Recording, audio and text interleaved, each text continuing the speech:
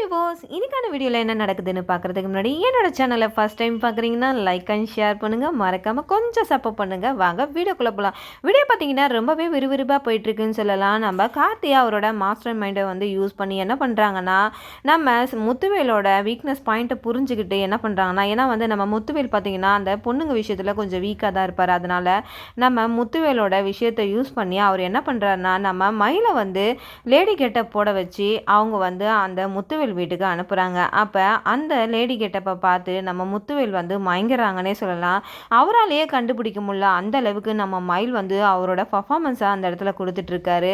அப்போ முத்துவேல் வந்து அந்த அந்த லேடிக்கிட்ட ரொம்பவே வந்து அவரோட வலையில் வந்து விழுந்துடுறாங்கன்னே சொல்லலாம்.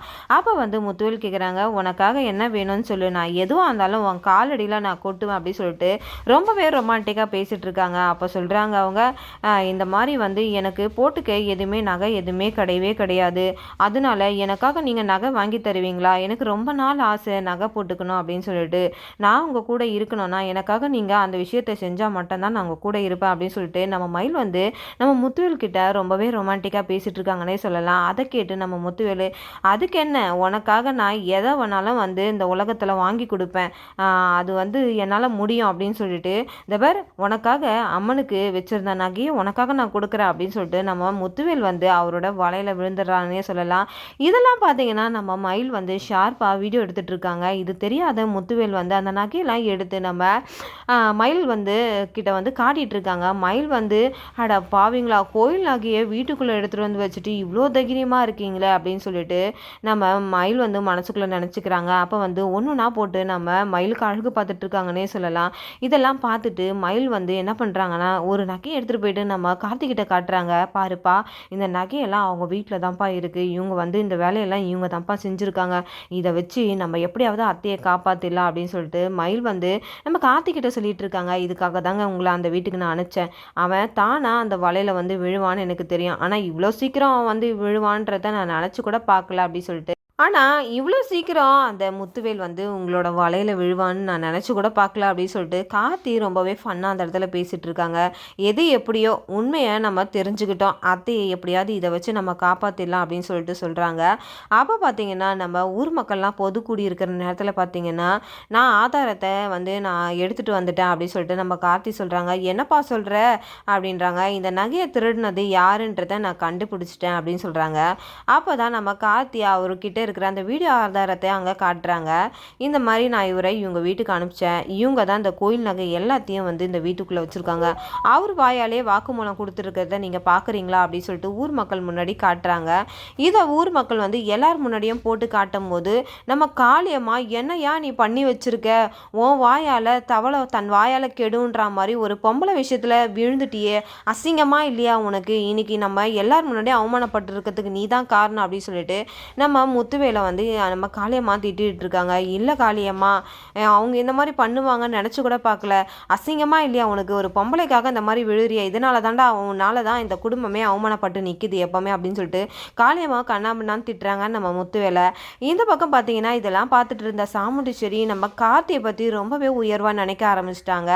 ஏன்னா வந்து நம்ம இவ்வளோ தூரம் அவமானத்தில் இருக்கும் போது இவன் நம்மளை விட்டு போகாத, இந்த அளவுக்கு நம்மளை காப்பாற்றணும்னு நினச்சிருக்கானே அப்படின்னு சொல்லிட்டு நம்ம கார்த்தியை கூடிய சீக்கிரத்தில் வந்து நம்ம ஈஸ்வரி வந்து ஏற்றுப்பாங்கன்னு தான் நினைக்கிறேன். இதுக்கப்புறம் பார்த்தீங்கன்னா நம்ம ராஜராஜன் போயிட்டு நம்ம ஈஸ்வரி கிட்ட பேசுகிறாங்க. ஈஸ்வரி, பாத்தியா நம்ம மாப்பிள்ளை உன்னை என்னெல்லாம் வந்து எவ்வளோ விஷயத்தில் காப்பாற்றிருக்காரு, ஆனால் இன்னைக்கு இந்த ஊரே வந்து இந்த உன் மேலே வந்து திருட்டு பழியை சுமத்துனாங்க, ஆனாலும் மாப்பிள்ளை வந்து உன்னை விட்டு போகாமல் உன்னை காப்பாற்றணும்னு நினச்சிருக்காரு பத்தியா, அதுதான் அவர் அப்படின்னு சொல்கிறாங்க.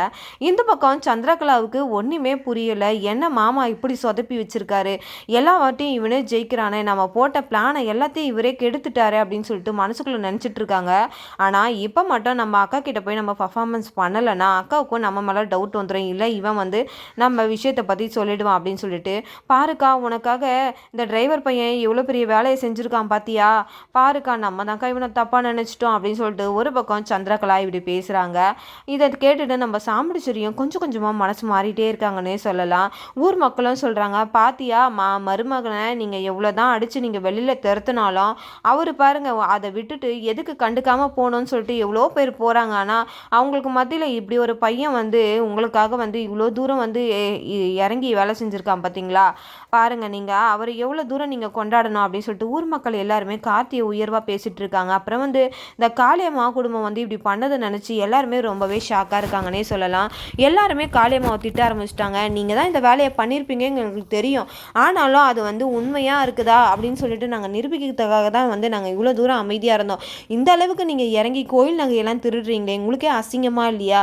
குடும்பமாக இந்த மாதிரி வந்து வேலையை பார்த்துட்ருக்கீங்க, ஒரு குடும்பத்தை பழி வாங்கிறதுக்காக கோயில் நகையை இப்படி திருடுறீங்களே அப்படின்னு சொல்லிட்டு ஊர் மக்கள் எல்லாருமே வந்து காளியம்மா குடும்பத்தை வந்து திட்டிகிட்டு இருக்காங்க. அதுக்கு காளியம்மா சொல்கிறாங்க, எல்லா வருஷமும் மரியாதையை நீங்கள் அந்த குடும்பத்துக்கே நீங்கள் கொடுத்துட்ருந்தீங்க, நாங்கள் இதெல்லாம் நாங்கள் பார்த்துட்டு சும்மா இருப்போம்மா அப்படின்னு சொல்லிட்டு சொல்கிறாங்க. அதுக்கு இந்த வேலை தான் நீங்களாம் செய்வீங்களா அப்படின்னு சொல்லிட்டு ஊர் மக்கள் எல்லாருமே கேட்குறாங்க. சரி ஓகே, நீங்கள் இத்தனை வருஷமாக அவங்களுக்கு தானே எல்லா மரியாதையும் கொடுத்துட்ருந்தீங்க, இப்போ நான் ஒன்று சொல்கிறேன், அதை நீங்கள் கேட்பீங்களா அப்படின்னு சொல்கிறாங்க.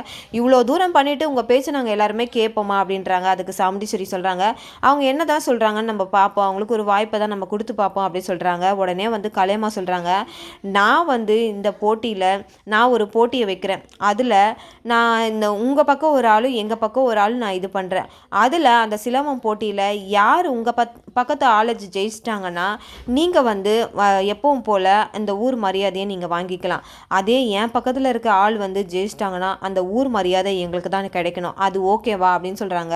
அதுக்கு சாமுண்டீஸ்வரி சொல்கிறாங்க, உங்களோட சவாலுக்கு நான் வந்து ஒத்துக்கிறேன் அப்படின்னு சொல்லிட்டு சொல்கிறாங்க.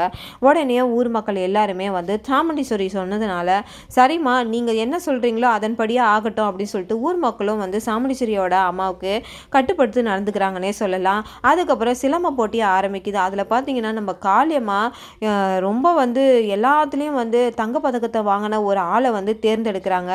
இந்த பக்கமும் நம்ம சாமுண்டீஸ்வரியும் அதே மாதிரி ஒரு ஆளை தேர்ந்தெடுத்து 2 பேருமே அடித்து சண்டை போட்டுக்கிறாங்க. அதில் ஜெயிக்கிறவங்க பார்த்தீங்கன்னா நம்ம காளியம்மாவோட ஆட்கள் தான். ஆனால் வந்து கார்த்தி வந்து அந்த நடுவில் ஒரு கெடுவை வைக்கிறாங்க. இந்த மாதிரி சிவனாண்டியை என்கிட்ட மோத சொல்லுங்க, அவன் ஜெயிச்சிட்டானா நான் வந்து இந்த பரிவட்டத்தை உங்களுக்கு நான் வந்து இது பண்ணி கொடுத்துட்றேன், அப்படி நான் ஜெயிச்சிட்டேனா எங்கள் அத்தைக்கு தான் இந்த உரிமை கிடைக்கணும் அப்படின்னு சொல்லிட்டு அந்த இடத்துல எல்லாரும் முன்னாடியே சொல்லும் போது அதுக்கு ஊர் மக்கள் எல்லாருமே ஒத்துக்கிறாங்க. உடனே வந்து நம்ம சிவனாண்டியும் நம்ம கார்த்திகோட சேர்ந்து சண்டை போடுறாங்கன்னு வச்சுக்கிறோம். அப்புறம் பார்த்தீங்கன்னா கார்த்தி சண்டை போட்டு அந்த பரிவட்டத்தை நம்ம சாமுண்டீஸ்வரிக்கே வாங்கி கொடுத்துட்றாங்க. இன்னும் வந்து நம்ம சாமுண்டீஸ்வரிக்கு ரொம்பவே சந்தோஷமாயிடுது. நம்ம மாப்பிள்ளை இருக்க நம்மளுக்கு பெருமையை தான் சேர்த்துட்ருக்கான் அப்படின்னு சொல்லிட்டு நம்ம சாமுண்டீஸ்வரி மனசில் வந்து நம்ம கார்த்தி வந்து இடம் பிடிச்சிட்டாங்கன்னே சொல்லலாம். இந்த பக்கம் சந்திரகலாவுக்கு ஒரே குழப்பமாக இருக்குது. இவன் எப்போவுமே வந்து ஜெயிச்சுக்கிட்டே இருக்கானே, நம்ம ஜெயிக்கிற மாதிரி இருக்கோம் ஆனால் நம்ம தோத்துடுறோமே, இதெல்லாம் அந்த மாமாவில் தான் வந்தது அப்படின்னு சொல்லிட்டு நம்ம சந்திரகலா ஒரு பக்கம் நினைக்க, நம்ம காளியம்மாவும் இவனை நம்ம தோக்கடிக்கவே முடியாதா அப்படின்னு சொல்லிட்டு ஆனாலும் வந்து அவங்களோட தோல்வியை ஒத்துக்கவே மாட்டாங்க. கூடிய சீக்கிரத்தில் வந்து அடுத்த திட்டத்தை அவங்க போட ஆரம்பிப்பாங்கன்னே சொல்லலாம். இந்த பக்கம் நம்ம சாமுண்டீஸ்வரி ரொம்பவே சந்தோஷமாக இருக்காங்க ஜெயிச்சதை நினச்சி. இந்த பக்கம் சீக்கிரத்தில் வந்து நம்ம கார்த்தியை நம்ம சாமுண்டீஸ்வரி ஏற்றுப்பாங்களான்றதை நம்ம பொறுத்திருந்து பார்க்குறதுக்கு முன்னாடி இந்த வீடியோ உங்களுக்கு பிடிச்சிருந்தா மறக்காமல் உங்களோட கமெண்ட்களை என்னோட கமெண்ட் பாக்ஸில் தெரிவிங்க. அப்படியே வீடியோ பார்த்துட்டு இருக்கவங்க எல்லாருமே என்னோட சேனலுக்கு சப்போர்ட் பண்ணுங்கள். தேங்க்யூ.